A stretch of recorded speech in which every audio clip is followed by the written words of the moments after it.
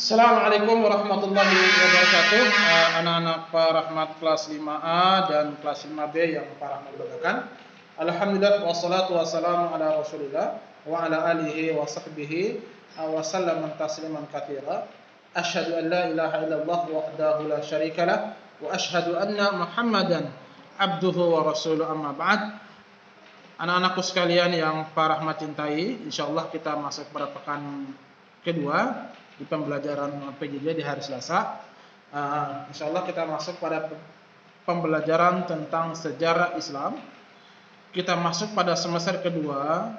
Insyaallah akan Pak Rahmat bahas yaitu perjanjian Hudaybiyah. Insyaallah kenapa sih disebut dengan perjanjian Hudaybiyah?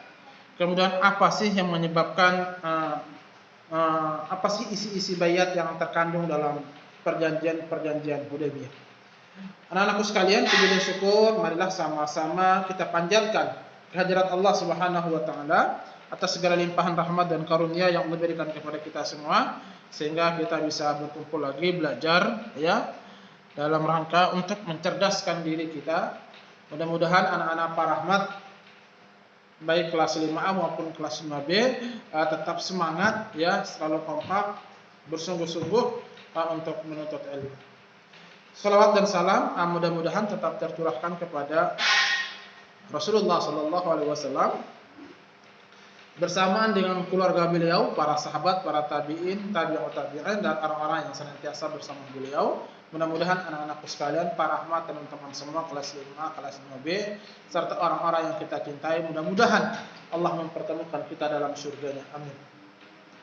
Anak-anakku sekalian, insyaallah di mapel pelajaran sejarah Islam, insyaallah di semester 2 ini kita akan mulai dari pembahasan yang pertama, yaitu perjanjian Hudaybiyah. Anak-anakku sekalian yang berbahagia, Rasulullah sallallahu alaihi wasallam bermimpi bahwasanya beliau dan para sahabat, baik kaum sahabat laki-laki maupun kaum sahabiah, sahabat perempuan, ingin melaksanakan atau ingin masuki kota Mekah atau ingin masuki Masjidil Haram. Karena mimpi Rasulullah sallallahu alaihi wasallam adalah merupakan wahyu. Pak Rahmat ulangi, Rasulullah sallallahu alaihi wasallam bermimpi beliau bersama dengan para sahabat-sahabatnya akan masuk ke Masjidil Haram. Untuk apa? Untuk melaksanakan tawaf dan berumrah di sana. Kemudian Nabi sallallahu alaihi wasallam memberitahu mimpi tersebut kepada para sahabat Nabi sallallahu alaihi wasallam.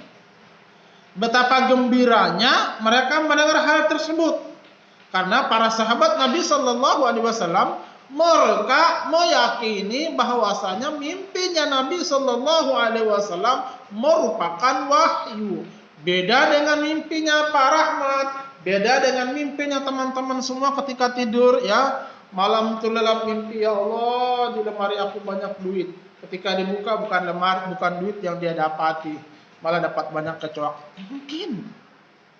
Ya Allah, terima kasih ayah ya, terima kasih abi ya, udah beli aku sepeda baru. Dan kata abinya, nah bapak parkir di situ ya. Iya, ketika dia bangun lihat parkiran nggak ada sepeda.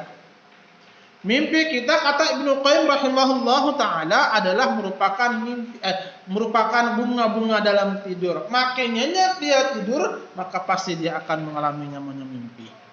Jadi mimpinya manusia itu dusta, mimpinya manusia itu bohong. Tetapi mimpinya para nabi dan para rasul itu merupakan wahyu. Contoh dalam surah Ibrahim. Ketika Nabi Allah Ibrahim alaihissalam bermimpi, ra'a fil manam, mimpi bahwasanya di dalam mimpi tersebut untuk menyembelih Nabi Ibrahim. Ya, untuk menyembelih Nabi Ibrahim. Terus sampai 3 kali, maka kata anaknya, ya abati, wahai ayahku, laksanakan perintah mimpi tersebut, karena mimpinya para nabi dan para rasul merupakan wahyu. Ya. Kalau kita pahami bersama, mimpi para nabi dan para rasul merupakan wahyu. Sehingga anak-anakku sekalian, karena sudah 6 tahun kaum muslimin hijrah meninggalkan Mekah, kampung halaman mereka. Kalau teman-teman belajar di kelas 4 itu ada kaum muhajirin dan kaum ansor. Kaum muhajirin adalah kaum yang tertindas dari kota Makkah, yang mereka berhijrah ke Madinah untuk mencari suaka, untuk berhijrah untuk memperkuatkan Islam, berhijrah untuk supaya keimanan mereka tidak tercampur aduk oleh pemahaman-pemahaman orang-orang kafir Quraisy yang pada saat itu masih menyembah patung. Kemudian anakku sekalian, karena kaum muslimin ketika sudah 6 tahun lamanya, tentu orang sangat rindu yang mendalam dalam hati mereka, ingin kembali ke kampung halaman di kota Mekah.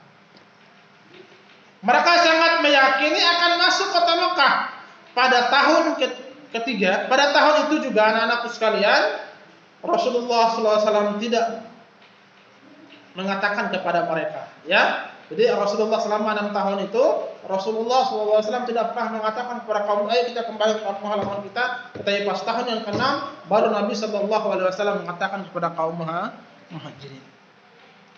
Kemudian anak-anakku sekalian, kaum muslimin, baik kaum muhajirin dan sebagian kaum ansor, berangkat menuju Mekah. Ya. Pada bulan apa? Pada bulan Zulqa'dah, tahun 6 Hijriah. Rasulullah SAW berangkat dari Madinah dengan ditemani 1.400 kaum muslimin, ya, dan membawa hewan-hewan untuk berkurban. Mereka berangkat, Nabi SAW bersama 1.400 kaum muslimin tidak membawa perlengkapan untuk perang. Karena mereka meyakini ingin datang ke Masjidil Haram untuk melaksanakan umrah. Jadi kaum muslimin 1.400 orang tersebut tidak membawa perlengkapan senjata untuk berperang. Ya. Kecuali hanya senjata yang bisa dibawa oleh seorang musafir. Kecuali senjata yang hanya bisa dibawa oleh seorang musafir. Hingga sampailah mereka di suatu daerah yang bernama Hudaybiyah. Ya, jadi Hudaybiyah itu nama daerah, ya, nama kampung. Namanya Hudaybiyah. Nah, pasukan kaum Quraisy menghadang kaum muslimin di Hudaybiyah. Nah, orang-orang Quraisy Makkah mendengar berita bahwa keberangkatan Nabi SAW bersama 1.400 kaum muslimin ke Masjidil Haram. Untuk apa? Untuk melaksanakan umrah dan tawaf di sana. Maka orang-orang Quraisy bersepakat untuk menghadang kaum muslimin agar tidak masuk ke kota Mekah. Kemudian orang-orang Quraisy yang di kota Mekah mengirim sebanyak 200 pasukan yang berkuda. Ya. Jadi ketika orang-orang Quraisy mendengar akan datang kaum muslimin 1.400 pasukan, tetapi 1.400 pasukan tersebut tidak dibekali senjata untuk berperang, karena mereka mengetahui Nabi SAW mengajak kepada mereka untuk kembali ke Masjidil Haram untuk melaksanakan ibadah umrah dan tawaf dan seterusnya. Nah, ketika orang-orang Quraisy mendengar hal demikian, orang-orang Quraisy mengutus 200 orang pasukan kuda yang lengkap dengan senjata perang, yang mana 200 pasukan berkuda tersebut dipimpin oleh orang yang cerdas, yang berani dalam Islam sebelum beliau masuk Islam, yaitu Khalid bin Walid, guna untuk menghadang kaum muslimin untuk tidak masuk ke kota Mekah. Lihat, Khalid bin Walid belum masuk Islam. Nanti kita akan bahas bagaimana ketangkasan Khalid bin Walid. Nanti teman-teman kalau di kelas 6 nanti masuk sejarah tentang Khalifah Abu Bakar. Nanti masuk tentang Khalifah Umar bin Khattab, yang mana pada saat itu Khalifah Umar bin Khattab sebagai presiden kaum muslimin pada saat itu, dan panglima perangnya adalah Khalid bin Walid. Yang mana teman-teman kita yakini, kita mengetahui bersama bahwasanya Umar bin Khattab sekalipun iblis takut, tak mau berjumpa dengan Umar bin Khattab, dan panglima perang pada saat itu adalah Khalid bin Walid. Masya Allah. Lihat orang-orang kafir Romawi ketakutan ketika melihat yang pimpin adalah Umar bin Khattab dan panglima adalah Khalid bin Walid, si Syaifullah, si pedang Allah. Allah Akbar. Maka masa Khalifah Umar bin Khattab terjadilah penguasaan wilayah-wilayah. Ya, pada masa saat itu presidennya adalah Umar bin Khattab dan panglima perangnya adalah Khalid ibn Walid. Jadi anak-anakku sekalian, itu kisah sedikit tentang Hudaybiyah.